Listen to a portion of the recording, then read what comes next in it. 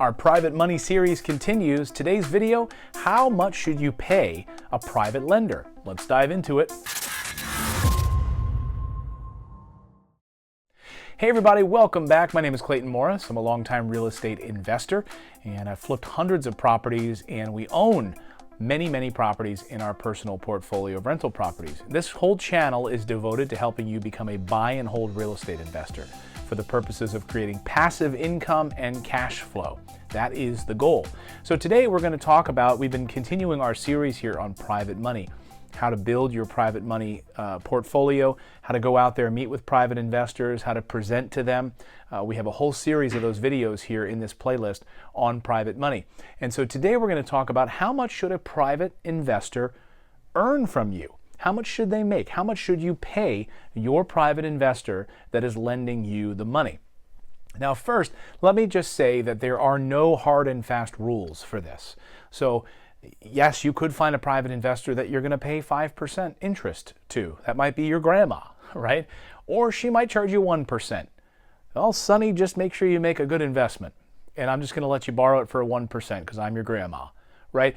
As a private investor, there are no rules. There are no rules. So you can structure it however you want.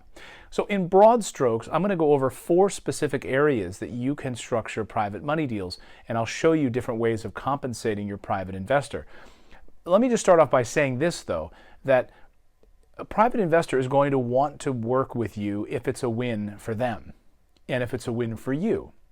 So you want to be able to compensate them well so that they think that they've made some good money and they want to come back and work with you again.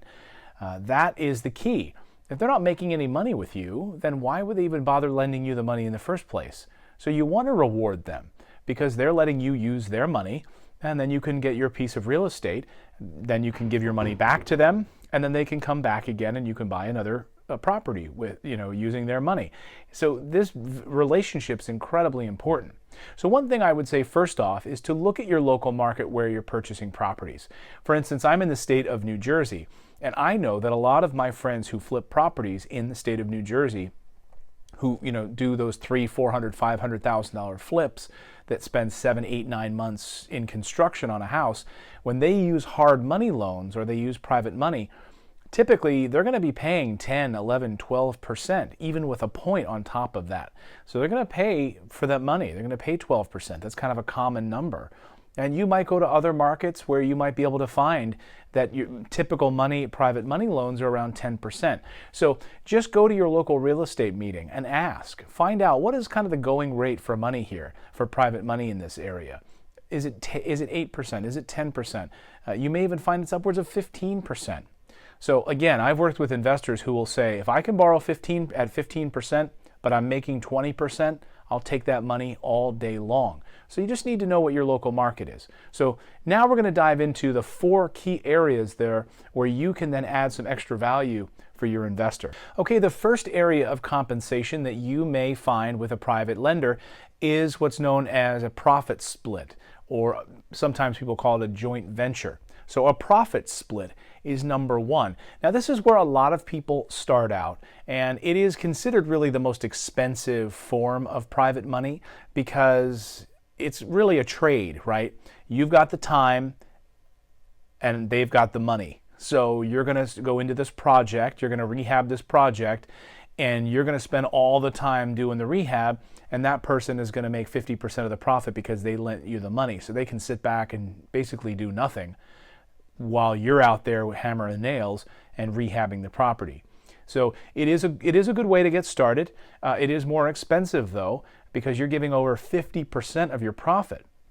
If you spent 8 months working on a rehab on a property, and you're going to give at the end of it, after you close and your closing costs and all of that, and you make $100,000, you're going to give over $50,000 right back to that private lender. And that may be like a kind of a punch in the gut. You may think, wow, I just did all that work and I have to give over 50%. So that is one way to do it. It's the split. It's a good way to get started because it can get your feet wet in the business and get started.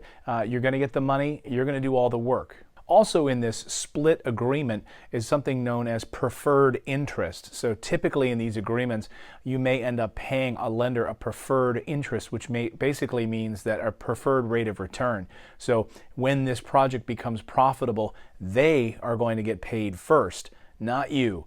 So even in this 50-50 split, they're going to get paid before you get paid. Very important. All right, the second way that you can compensate a private lender, and this is probably the most common way, it's the way that I think most people would use, it's called guaranteed interest. That's number 2. And this works like a typical loan. So a private lender may give you a 12-month loan and they want to see that you're going to put some money into the game, typically. So if 100% of the pie is there, you're putting in 20%, they're going to give you an 80% loan on the project. And it may be the after repaired value of the property. So let's say you're going to rehab a property and you know that you're going to spend, it's going to, after repair, the sales price, and you're going to show comparable properties after it's done, it's going to be worth $300,000. You know, they may lend you up to 80% of that value at a maybe 12% interest. So it's guaranteed interest. So for 12 months, they're loaning you a certain amount of money in order to do this project. You have some skin in the game as a down payment. You're going to be paying them back this loan 12% interest over the course of that rehab. So that's when people talk about holding costs and the amount of time it takes to rehab. That's why they want to move as quickly as they can, because every month that goes by, you're paying more interest. You're paying more interest on that money that's being borrowed. But again, that guaranteed interest to your investor, that's one of the most economical and straightforward ways that most people are going to lend money on a particular rehab project or even a rental property. The third way to compensate a private lender is with points. Points. You probably heard this, that, oh, I'm going to borrow at 12% and 1 point, or 12% and 2 points. A point simply is up to 1% of the overall loan that you're paying up front. So if you're going to borrow $60,000, you would then up front, you're going to pay that 1 point, and then you're going to pay interest over the course of that loan. So I'm kind of a wishy-washy on when it comes to points. To me, hard money loans, you're going to pay points. Private money lenders, you shouldn't be paying points. If you're working with a good private money lender, they're going to know that they're going to want to work with you for many years. So points, in my world, we don't really pay points. That's not something that we're dealing with when we're working with private lenders. Pay the interest, that's what you do. You're not paying points on top of the loan. And you can find lenders that aren't going to use points, and most won't. And they also, quite honestly, won't worry about prepayment penalties. Because a private lender is going to want to keep their money burning and churning and running. So if you can get in and out of a project in 4 months instead of 6 months, great. Pay it back. Pay the loan back as quickly as you can. And then that means they have their money again to lend to you on your second project. So there's not a big problem in paying things off quickly, and you shouldn't be paying points. But that, again, is a nice way to sweeten the pot. So if you think that your lender is on the fence about lending to you because it might seem like a risky investment to them, sweeten the pot a little bit and let them know that you'll pay a point as well in order to get that private money for your project. And the fourth and final way that you can compensate your private lender are exit fees. Then they are exactly what they sound like. They are exits on the project. So this is another way to maybe sweeten the pot for a potential private lender, so that on the back end, when you're selling your property or you're completed with the project, then you're going to pay them a percentage of the loan amount at the end, or even some points at the end of the transaction. I've seen different projects with exit fees go as high as 25%. That 25 points of the overall loan value.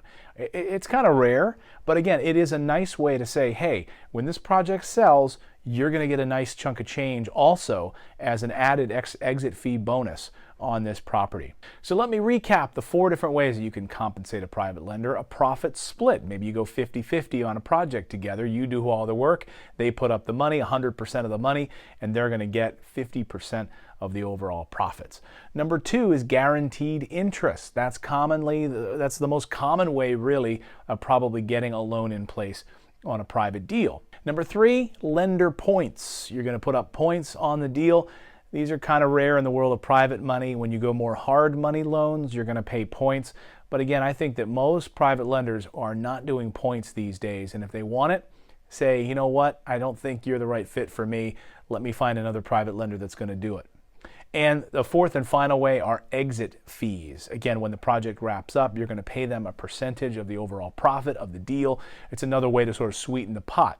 And that may come into play if you're doing a larger commercial project, you're building a big apartment complex or something like that, a bigger commercial development project. On smaller residential deals, probably not. There you go. I'd love to hear your thoughts about using private money, what experiences you've had in doing it. It's certainly a killer strategy in order for you to build your real estate portfolio. We have other videos in this private money series. You can click on the playlist and watch more of them. Also, be sure to subscribe to our channel. Just click on the little bubble over here and subscribe and be a member, because we publish videos multiple times a week on investing in real estate and helping you become a better real estate investor. Go out there, everyone, take action and become a real estate investor. I'm Clayton Morris. We'll see you back here next time.